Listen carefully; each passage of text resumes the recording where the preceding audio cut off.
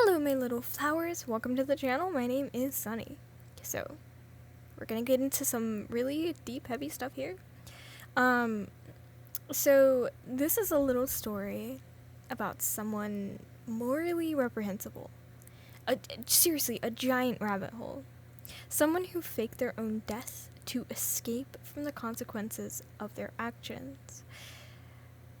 Their name is Hypnotist Sappho, and I'm going to do my best to break down the whole situation for you guys, and then add some opinions of my own so it's not just a factually regurgitated video. There's a lot of ground to cover, and I'm a bit new to this, so please stick around and be patient. I got you. So, last time I checked up on the situation of Hypnotist Sappho, I heard that they like to, mess around with their dog. And this is why nobody in my family knows about this YouTube channel. But the situation has gone from messing around with creatures who are unable to consent to a human and depend on you for survival to something much, much worse. So, TLDR on the situation until we get into the new stuff. You guys can use the chapters to skip on some information that you might have already known. Alright, let's get into it. If you don't know, Hypnotist Sappho was a VTuber who used VR chat to make videos and meet with people in their community. That becomes important later. She was known for her sexually explicit hypnotism and made a very small name for herself in the VR chat community. But she branded herself as a hypnotherapist and gave people access to, quote, therapy that was very sexual in nature. And people were kind of grossed out about this in some ways because she wasn't exactly upfront about the fact that these, quote, therapy sessions were going to be sexual. And little did we know at the time that she was also apparently talking to minors in similarly sexually explicit ways, which is why a lot of the stuff is coming out today, apparently. And I'll get to that after all of the general stuff. Lanza did a really good video talking about this, however, and it's where I was able to get a lot of my sources, like receipts and such. And since I'm such a new channel floundering around, you might also want to check out their channel for a more comprehensive take. The link is in the description. So, Hypnotist Sappho received threats of exposure from someone whom she knew, Maja, who knew of her being a zoophile, which came out after having a lengthy chat with her about some of the concerning behaviors and conversations that she had with people. This person then released a statement on September the 8th, renouncing all affiliation with Hypnotist, which, I mean, yeah, if I were them, I would do the exact same. It's quite a horrifying thing to discover about someone that you knew, actually.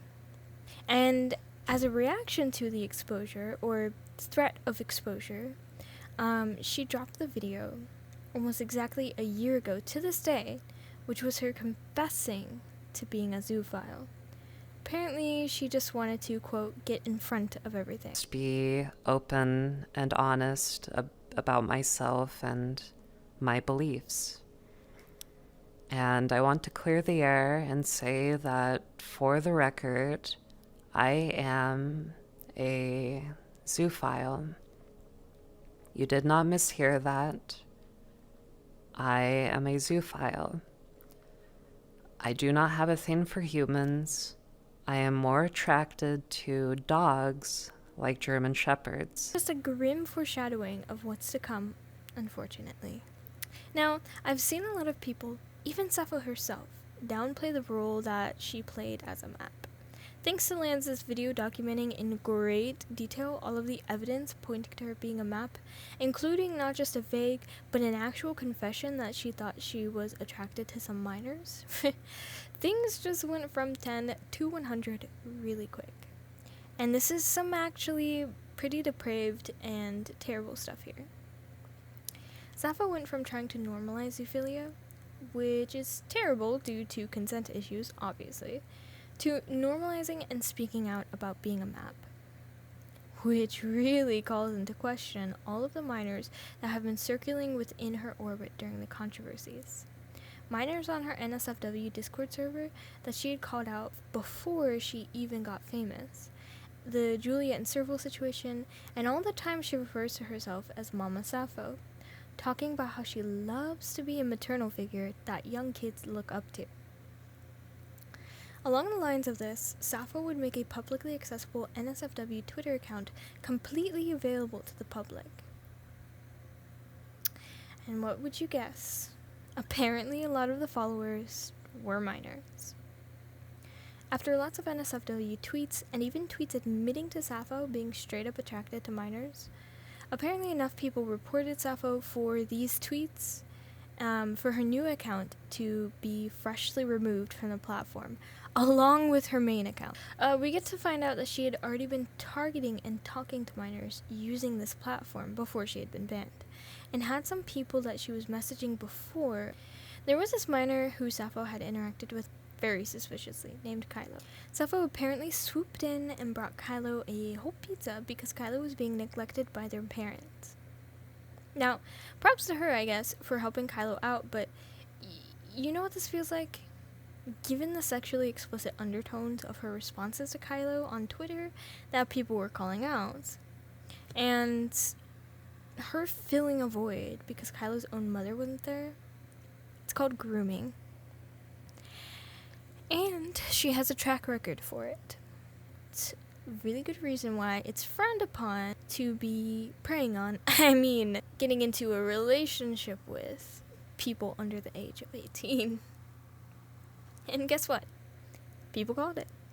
Despite so many of us being gaslit into the, oh, he's like a son to me, that's weird. You guys are being weird. No. We're not. Kylo got tired of all the pressure from outside people and the feeling of how wrong a relationship was with Sappho that he leaked DMs proving that they were in a relationship, and then thus broke it off. I feel really bad for Kylo. I was in the same position as he was, with someone who was very well known in the community and much, much older than me. He was really brave for sharing his story, especially since he had apparently been pressured into sending NSFW pictures. Sappho had ended up admitting herself to a psych ward over this stuff. Apparently, she made a public post admonishing Kylo for leaking their, quote, private DMs to the public, which, just screw her. Kylo was protecting himself, and this is why you don't get into a relationship with someone under the age of 18. Seriously, in some of Sappho's DMs, she even talked about how thrilling it was, that talking to Kylo was so illegal. As usual, Sappho would use the situation to paint herself as the victim, even though she was actively victimizing other people. Sappho, using her still pretty huge platform to talk crap about Kylo, a minor who has very little leverage, is incredibly terrible and immature on her part too. Talking about how the one good thing to come out of the situation with Kylo is her being able to go to the psych ward and getting treated for a bunch of different things that she obviously needed to be treated for. I won't go into that, it's none of my business. She would then come out with a post saying the following, seemingly holding herself accountable.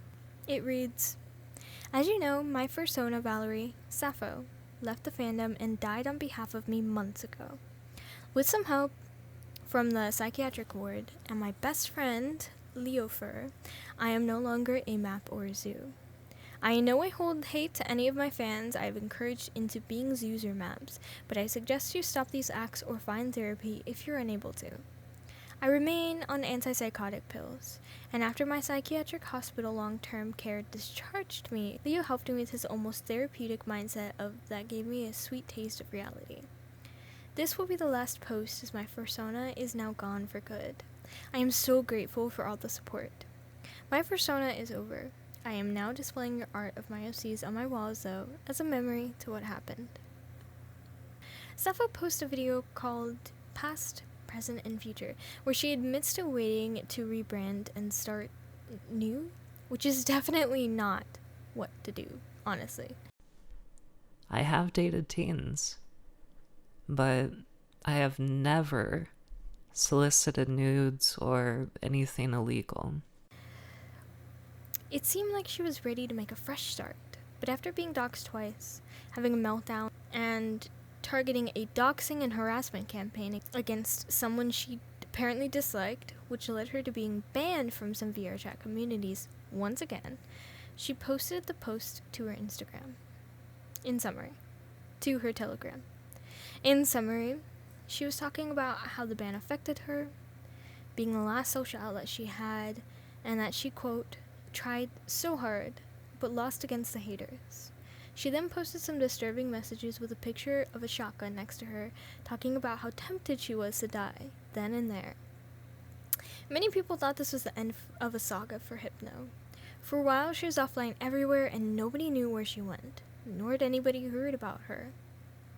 One of her friends, Laz, had posted the following tweet, saying that it was confirmed that Hypno was dead and that she thought she had been speaking to an imposter, which was pretty vague. On August the 8th, an account under Hypno's name tweeted under the guise of a partner, asking people not to interact with the account at all. That one says, "Hello everyone, reading this. This is Valerie's partner.